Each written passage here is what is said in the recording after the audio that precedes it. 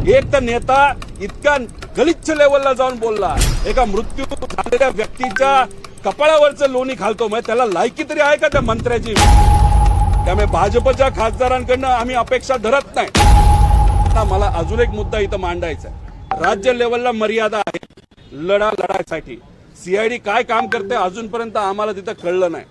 सीबीआयला हिरवा कंदील दिलाय, सीबीआयला सांगितल्यात आलेलं आहे, पण सीबीआयने अजूनपर्यंत FIR हा फॉर्मली तिथं टाकलेला नाही.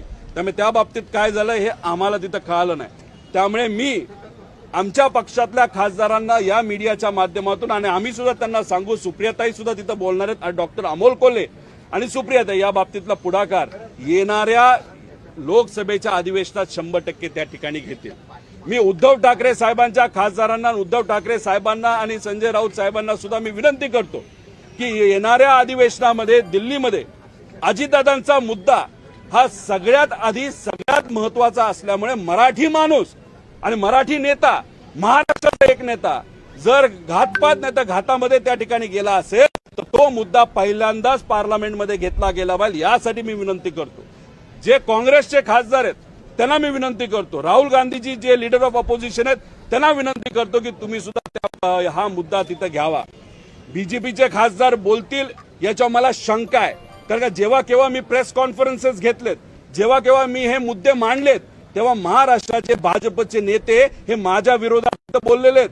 एक तर नेता इतका गलिच्छ लेवलला जाऊन बोलला, एका मृत्यू झालेल्या व्यक्तीच्या कपाळावरचं लोणी घालतो, मग त्याला लायकी तरी आहे का त्या मंत्र्याची? म्हणजे इतकं वाईट मला त्या ठिकाणी तिथं वाटलं.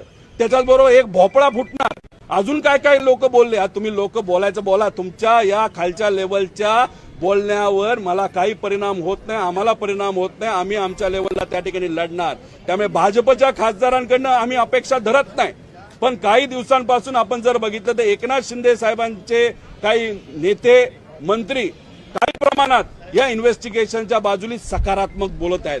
त्यामुळे त्यांच्या खासदारांना, एकनाथ शिंदे साहेबांना, श्रीकांत शिंदेंना मी विनंती त्या ठिकाणी करतो. आणि दादांचे मित्र असल्यामुळे, दादांबरोबर अनेक वर्ष काम केल्यामुळे जे आपल्या राज्याचे मुख्यमंत्री आहेत देवेंद्र फडणवीस साहेब यांना सुद्धा विनंती करतो की यासाठी खास बाब म्हणून तुम्ही एक वेगळा प्रयत्न त्या ठिकाणी करावा आणि कुठेतरी या विषयामध्ये लक्ष घालून दादांना न्याय कसा मिळेल यासाठी आपल्या सर्वांनाच त्या ठिकाणी तिथं प्रयत्न करावे लागतील.